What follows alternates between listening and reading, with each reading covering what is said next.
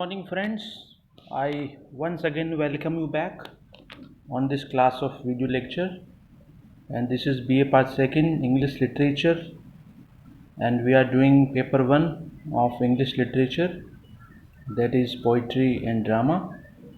And friends, for last couple of days we are doing a very famous poem written by Gray, that is Elegy written in a country churchyard. So yesterday we did stanza number 8. I repeat this stanza. Let not ambition mock their useful toil, their homely joys and destiny obscure, nor grandeur hear with a disdainful smile the short and simple annals of the poor. So in this stanza, the poet asks the so-called noble class of society, the so-called aristocratic class of society, not to scorn, mock, and despise the poor people living in society with all low portfolio, with all obscure identity, obscure destiny, with all low standards of culture and civilization. Since they are forced to live under such conditions, looking to the paucity of time and space, looking to the limitation of opportunities, education, qualification, so called all such things which are required for the worldly materialistic progress and development. So we come today to this to the next stanza, uh, which is highly philosophical in tone. The boast of heraldry, the famous dynasties, the boast of heraldry, the pomp of power, and all that beauty, all that wealth ever gave, awaits alike the inevitable hour. The path of glory leads but to the grave.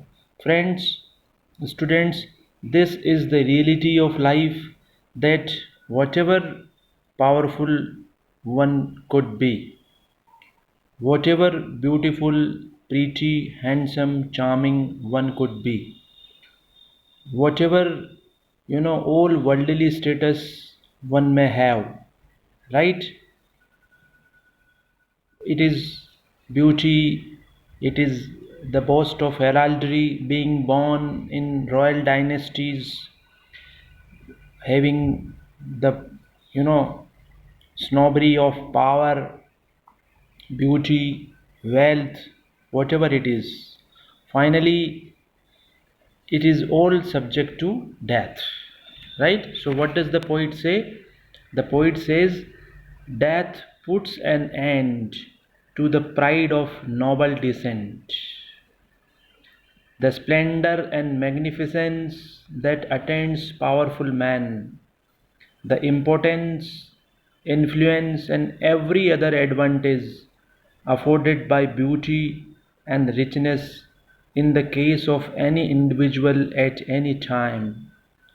All coins of glorious careers end in death. This is the reality of life, friends. This is a sort of spiritual perception of the poet. The nobility of being born in royal dynasties, right? The magnificence which is in the lives of powerful men. Power. Everyone wants to have power in his life, right? And the all beauty, even beauty generates a sort of ego, a sort of attitude. One is beautiful, one is pretty, and richness, wealth, right? These are all those external objects which generate, which give birth to pride. But finally all kinds of glorious careers end in death. Man must die some day, however noble his lineage may be, however splendidly he may live. however influential he may be and however glorious his career may have been, but finally it is death which levels everything, right? So this is that stanza which often comes in examination from the point of reference to context question, because in unit first we are supposed to attempt these questions. So I come to the next stanza. Nor you, ye proud, impute to these the fault, if memory over their tomb no trophies raise, where through the long drawn eisel and fretted vault, the pealing anthem swells the note of praise. Right? It is again a very famous stanza which is there in this poem. The entire poem is spiritual.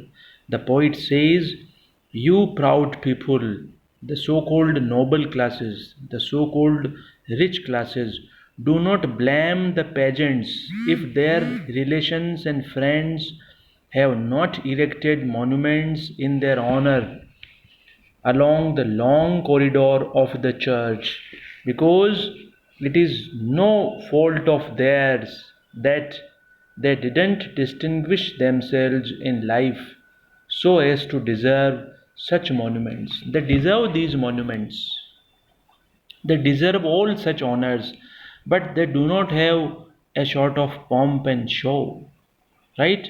So these two stanzas are very famous stanzas which you must keep in your mind, keep in your memory. So again I repeat this stanza number 10. You proud people, do not blame the peasants if their relations and friends have not erected monuments in their honors, because they are resourceless, they are poor, they were not in a position to build up magnificent monuments over their graves. That's why, what does the poet say? Nor you, ye proud, impute to these the fault. It is not the fault of these poor men. So, the rich people are not supposed to put the blame on their relatives, on their relations. If memory over their tomb, no trophies, there are no tombs. You know, the poet does not find neither tombs nor trophies over the tombs, over the graves, where through the long drawn aisle and fretted vault, the pealing anthem swells the note of praise. Yes, so it is not the fault of theirs that they didn't distinguish themselves in life so as to deserve such monuments. Right, friends? So the next stanza runs like this.